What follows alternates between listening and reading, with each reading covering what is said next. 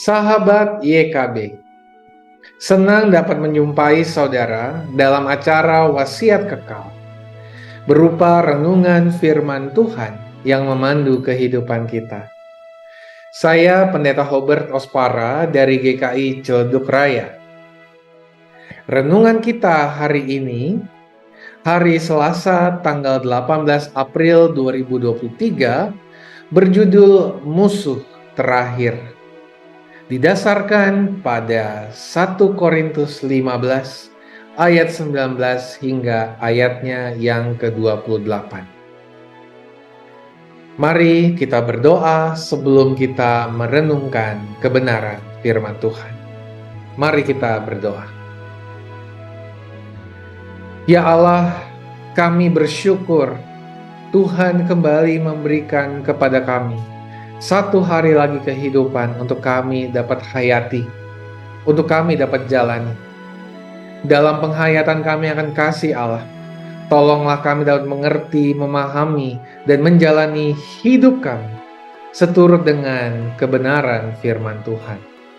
Roh Kudus yang memberikan hikmat bagi kami dalam perenungan firman Tuhan, dan kiranya kami dapat juga dimampukan untuk melakukannya dalam hidup kami hari lepas hari.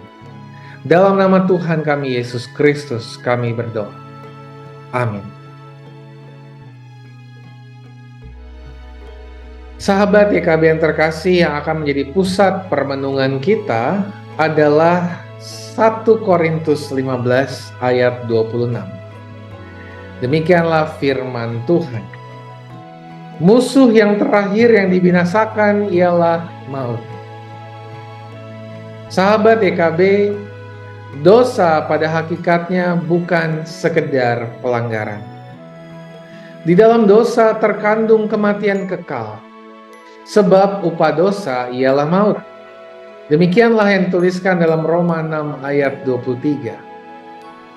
Dari satu orang Adam, seluruh manusia mengalami maut, yaitu keterpisahan dengan Allah sebagai sumber kehidupan dan kebenaran. Dosa menyebabkan manusia mengalami kerusakan total, atau sering disebut dengan total depravity. Seluruh upaya manusia untuk menyelamatkan diri akan sia-sia, sebab setiap orang terkurung dalam hukuman dan kematian. Dosa adalah musuh yang tak terkalahkan. Dosa dan maut sebagai musuh terakhir dan tak terkalahkan hanya dapat dikalahkan oleh sang sumber hidup sekaligus manusia. Siapa lagi sang sumber hidup itu kalau bukan Allah? Persoalannya, bagaimana mungkin ia juga berkedudukan sebagai manusia? Solusinya adalah sang firman Allah menjelma menjadi manusia, yaitu Kristus. Ia sungguh-sungguh adalah Allah dan manusia. Dengan kebangkitannya dari kematian, Kristus telah mengalahkan secara definitif musuh terakhir dan tak terkalahkan. Kuasa maut dalam diri kita juga akan dikalahkan ketika kita bersekutu dengan Kristus. Demikianlah yang dinyatakan dalam 1 Korintus 15 ayat 22. Saat kita mengalami relasi personal yang intim dengan Kristus, kuasa maut dalam diri kita juga ditundukkan. Dampaknya, hidup kita akan bebas dari semua belenggu dosa. Orientasi dan tujuan hidup kita akan semata-mata mempermuliakan Allah. Pribadi kita makin dimurnikan oleh Roh Kudus dalam kasih, pengampunan, dan kemurahan. Demikianlah renungan kita pada hari ini.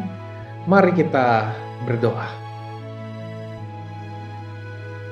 Ya Allah, tolonglah kami untuk dapat melihat keterbatasan kami sebagai manusia.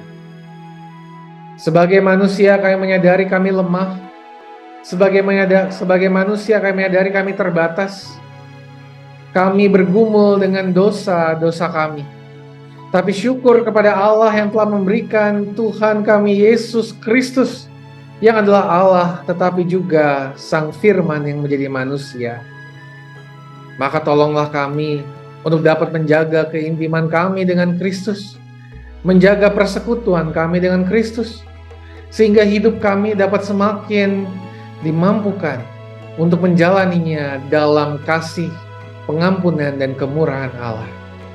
Kami sungguh berdoa, kami sungguh memohon pimpinanmu dalam hidup kami. Tolonglah kami dalam menjaga hubungan kami dengan Tuhan. Di dalam nama Tuhan kami, Yesus Kristus, Sang Firman yang hidup, yang menjadi manusia, dan menjadi juru selamat kami berdoa. Amin. Sahabat EKB yang terkasih, demikianlah renungan kita hari ini. Jangan lupa subscribe, like, dan bagikan kepada yang lain. Tuhan memberkati.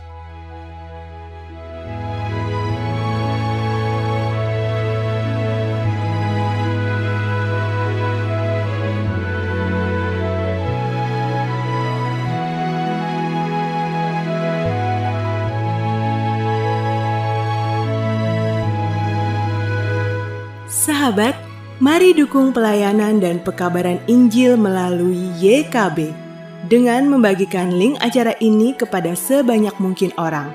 Dukungan juga dapat saudara lakukan dengan mentransfer dukungan finansial ke rekening BCA ke nomor 450 305 2990 450 305 2990 atas nama Yayasan Komunikasi Bersama.